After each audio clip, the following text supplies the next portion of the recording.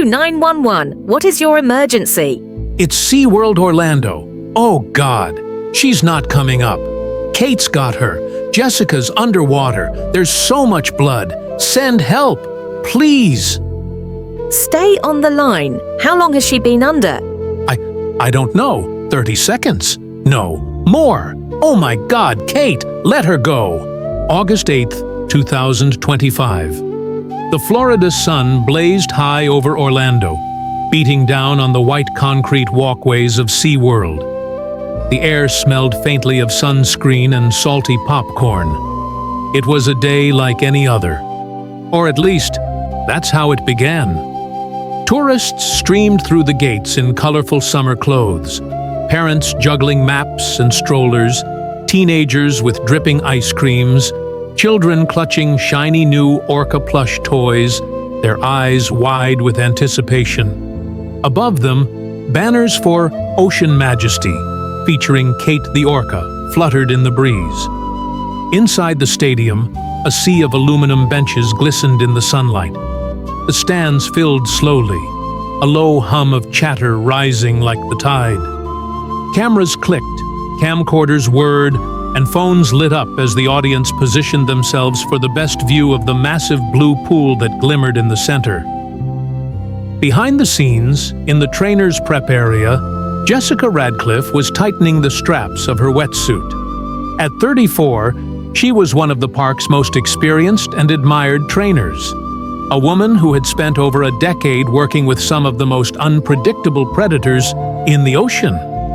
She carried herself with an air of unshakable confidence, a radiant smile that could calm both tourists and the creatures she swam with. Today, she would be working with Kate. Kate was no ordinary orca. At nearly 22 feet long and weighing over 6,000 pounds, she was a towering presence in the water, a force of nature contained in glass walls.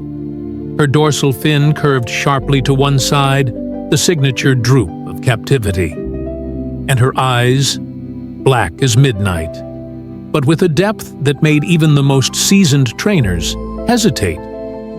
She had been at SeaWorld for over a decade, long enough to become both the park's star attraction and the subject of quiet, cautious whispers among staff. Some said she had a temper, others that she had bad days. But the official line was always the same. Kate was a professional performer, perfectly safe in the right hands. Jessica believed she understood her. She'd spent years earning her trust, feeding her, training her, playing with her in the quiet hours before the crowds came. They had a bond that looked unbreakable. One of those human-animal connections the marketing team loved to show in glossy brochures and heartwarming commercials. At 1:15 p.m., Jessica walked out onto the slide-out platform, microphone clipped to her wetsuit, her bare feet wet from the preparation area. The crowd erupted into cheers. Children waved. Some called her name. She raised a hand in greeting, then glanced toward the far side of the pool. And there she was. Kate's massive head broke the surface with a slow, powerful rise. A misty plume burst from her blowhole, hanging in the hot Florida air like steam from a dragon's breath. The sound, deep, resonant, echoed through the stadium. Jessica's eyes lit up. She stepped closer to the water, crouching to meet Kate's gaze. For a moment, trainer and Orca just looked at each other. Jessica smiled. Kate stayed still, watching. The crowd murmured, leaning forward.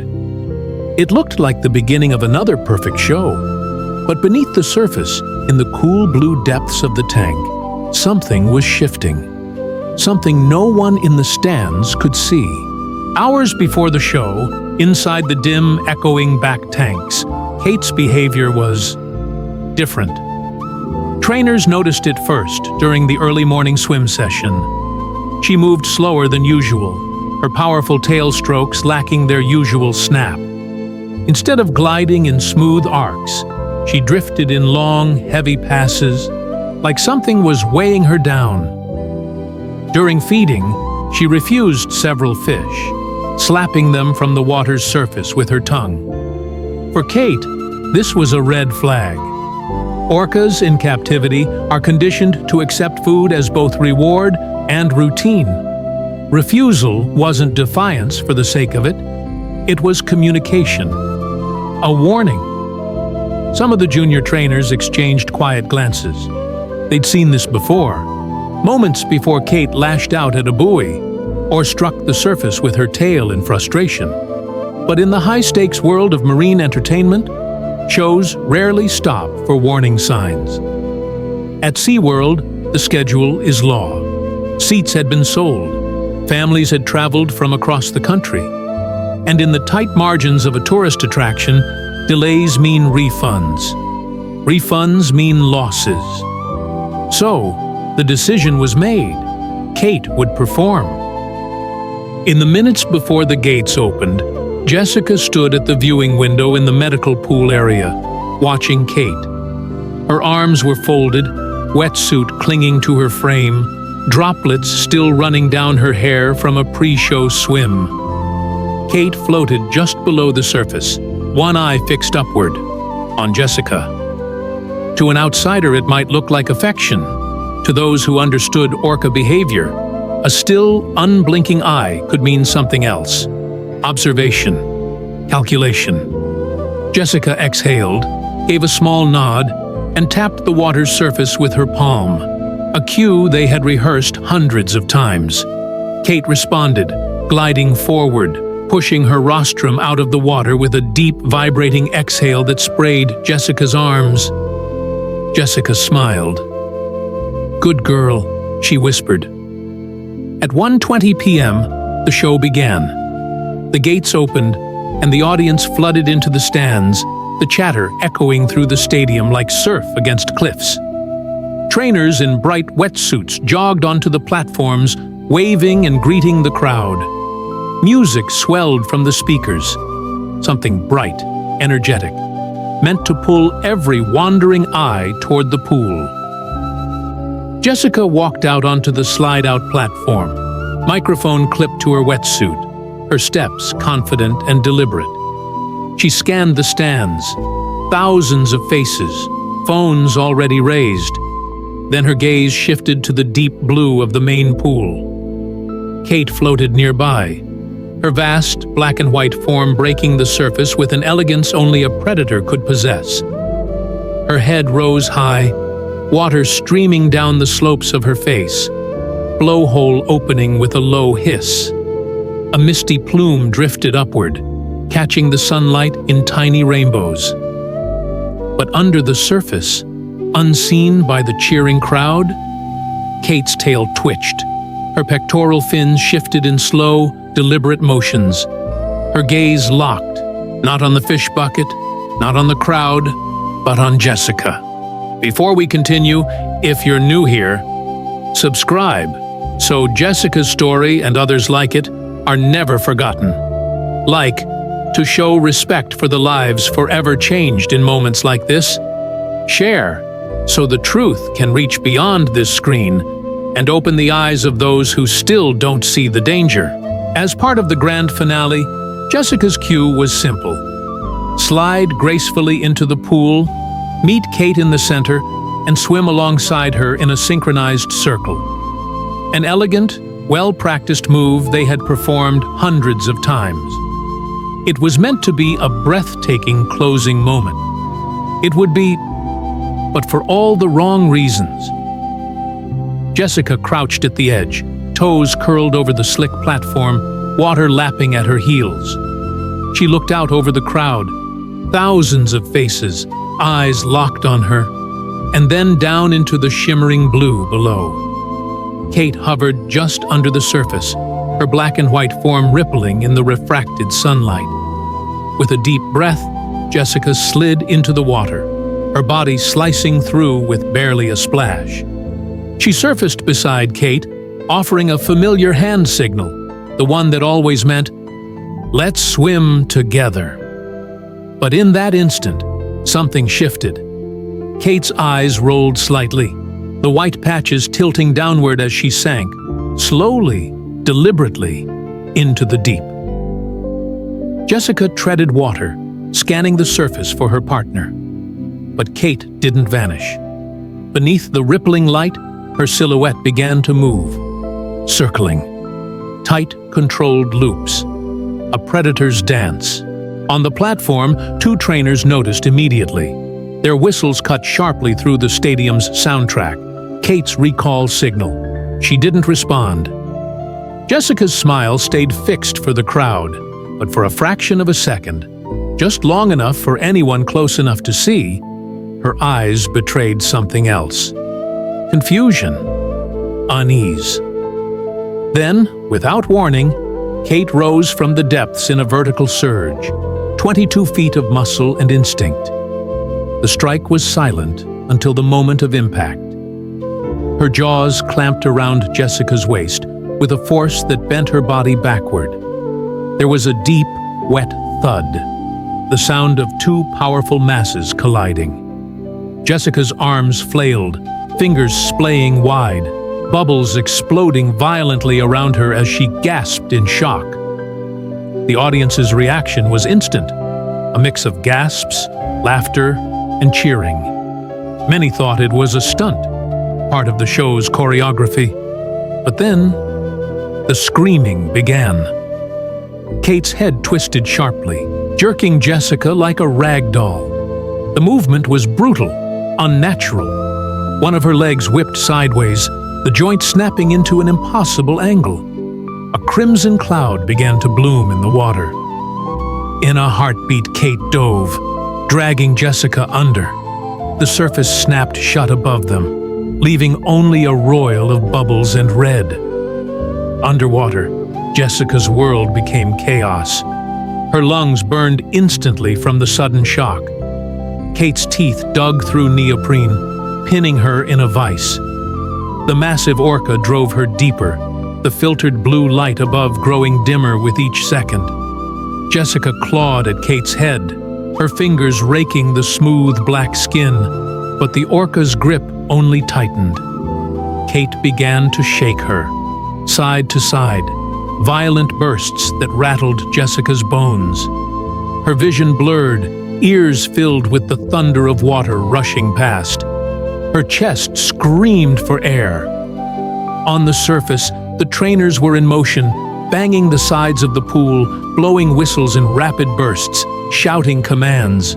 The emergency protocol was in play, but Kate ignored all of it. Her world was narrowed to one target. When Jessica broke the surface again, it was not in control. Kate erupted from the water, her head and half her body arcing high, Jessica's form still in her jaws. The scream that tore from Jessica's throat was high-pitched, primal, cutting through the stadium's noise like a blade. But just as quickly, they were gone again, vanishing into the depths with a final powerful sweep of Kate's tail. This time, the water swallowed them whole. Gasps turned to screams. Children buried their faces into their parents' chests, sobbing uncontrollably. Some parents shielded their kids' eyes. Others grabbed them and bolted for the exits, stumbling over the rows of seats. But many stayed, frozen in place, as if their minds couldn't process what they were seeing. It was as though time itself had slowed, trapping them in the nightmare. Every second Jessica stayed submerged felt like an eternity. The human body might endure minutes without air, but not when it's being whipped, slammed, and crushed by 6,000 pounds of raw muscle and rage. A man in the front row shouted, "Do something!" His voice cracked, half command, half plea. Two safety divers leapt into the water, hearts pounding. They knew what it meant to enter the pool now. They weren't rescuing a friend from a simple accident. They were stepping into a death zone. Kate spotted them instantly. Her eyes, black and unblinking, locked onto them with predatory precision. With a sudden, explosive surge, she lunged. The divers backpedaled, water streaming past their masks, but Kate was already there. her jaws snapping shut with a sound like breaking wood, missing one diver's leg by mere inches. The shockwave of her movement sent one of them tumbling backward, bubbles exploding from his regulator. The audience recoiled in unison, some covering their mouths, others shouting for someone to stop the show. But there was no show anymore. This was raw, unfiltered violence, an apex predator, making it clear that nothing would touch her prey. After nearly 4 minutes of pure chaos, Kate burst through the surface, Jessica's limp body hanging from her jaws. Her wetsuit was shredded into ribbons. Blood streaked the water. One leg was twisted at an unnatural angle, her arms dangling lifelessly. But Kate didn't let go. She gripped Jessica as though she were nothing more than a prize, a trophy from a hunt she refused to surrender. The orca's black eyes scanned the crowd, and for a chilling moment, it felt like she was showing everyone what she had done. She swam in slow, deliberate circles, Jessica's hair trailing in the water like seaweed, while the stands sat frozen in horror. Every ripple seemed to stretch time. Every second that passed made the air heavier. Trainers screamed her name from the deck. Whistles shrieked. Someone threw a stretcher of fish into the pool, a desperate lure. Kate ignored it at first, gripping tighter, as if daring anyone to take her prize away. Finally, agonizingly, Kate drifted toward the medical pool, lured more by habit than by hunger.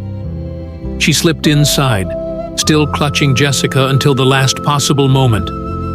When she finally released her, Jessica's body floated up in eerie stillness. She was pulled from the water. Her skin was ghost pale, lips tinted blue. There was no rise or fall of her chest, no movement.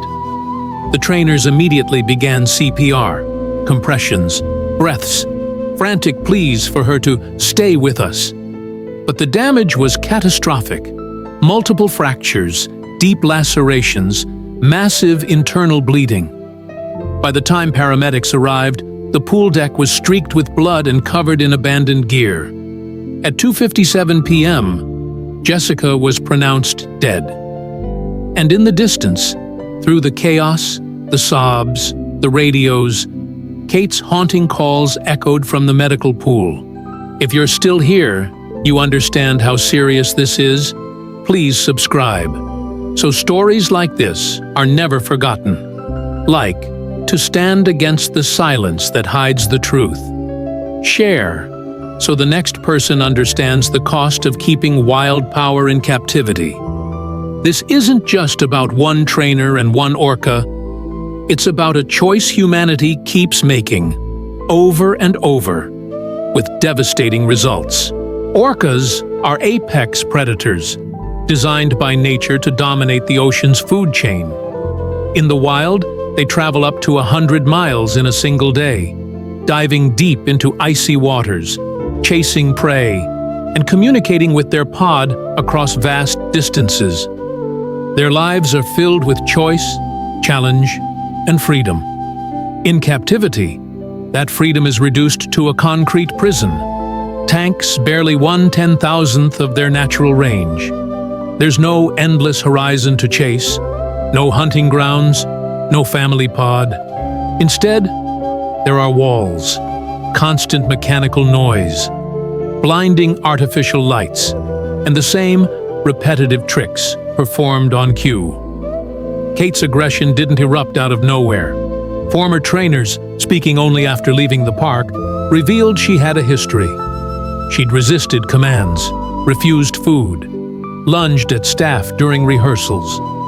Sometimes she'd float motionless for hours, ignoring everyone, as if retreating somewhere deep in her mind.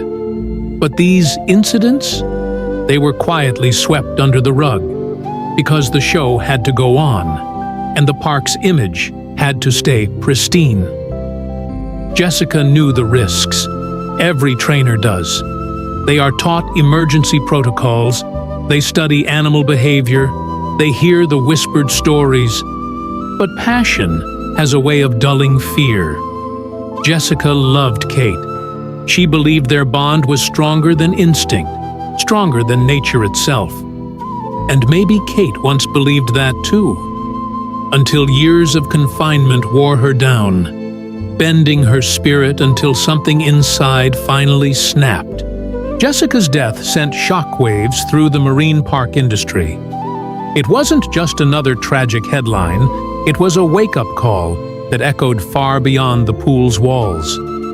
In the weeks that followed, former trainers, marine biologists, and animal rights advocates stepped forward, demanding change. Calls for banning close-contact performances resurfaced with renewed urgency. Politicians took notice. Lawsuits loomed like storm clouds over the park's future. But for the public, the horror was personal.